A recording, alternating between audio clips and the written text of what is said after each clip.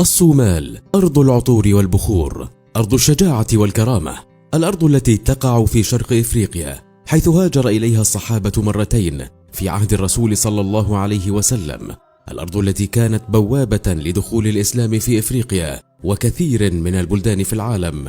الأرض التي أحبها المصريون وسموها ببلاد البونت، وكان يحبها ويعظم قدرها ملوك الفراعنة المصريين. الأرض التي أرسلت إليها الملكة حتشبسوت بعثة تجارية على متن سفن كبيرة، وقامت السفن بحمل الهدايا والبضائع إلى بلاد بونت الصومال حاليا.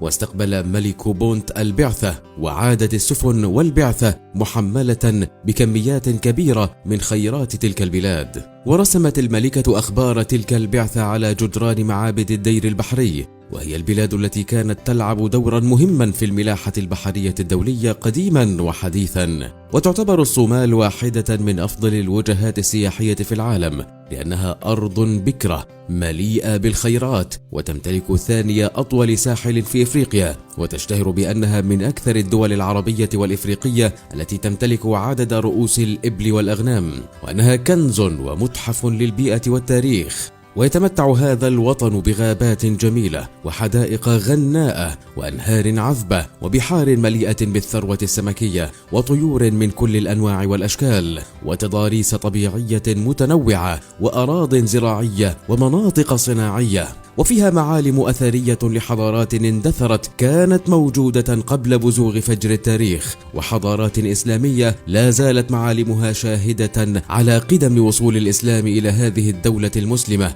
وإرث حضاري يمتد منذ بداية الحضارة الإنسانية. الصومال بلد جميل، ومن يراه مرة يتمنى العيش فيه أبد الدهر. هواء نقي ولحم طازج من ماشية تم ذبحها في باكورة الصباح قبل طلوع الشمس، ولبن حلب للتو من النوق والماشية، وخضروات من كل الأصناف، وأطعمة فيها ما لذ وطاب، ومائدة فاخرة مليئة بالأطعمة الطبيعية. في الصومال تجد الموز الصومالي الذي يعتبر من ألذ أنواع الموز في العالم، وتجد اللبان الصومالي الذي لا مثيل له في العالم، وتجرب لحم المواشي الصومالية الذي لن تنسى مذاقه إلى الأبد، وسوف تشتاق للشاي الصومالي وطريقة إعداده، وتعشق البادية الصومالية حين تقف أمام عظمة هندسة الخيمة الصومالية الأصيلة الفريدة، وتبهرك ما فيها من أدوات صومالية متعددة وعجيبة، وتشاهد البراري الصومالية وتنام فيها آمنا مطمئنا.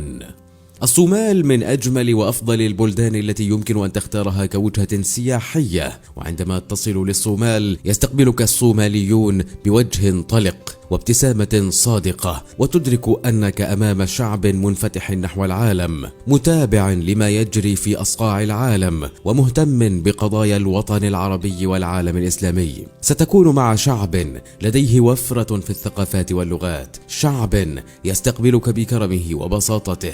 فهناك من يقول بأن اسم الصومال أطلقه على هذه البلاد التجار الأجانب الذين زاروا الصومال، واستقبلهم الصوماليون بكرم الضيافة وحفاوة الاستقبال قائلين صومال، ومعناها هيا احلب المواشي للضيوف. وهذا الكرم الحاتمي في الصومال هو صفة يشهد للصومال كل من زارها يوما أو تعايش مع صومالي في أي بقعة من بقاع العالم.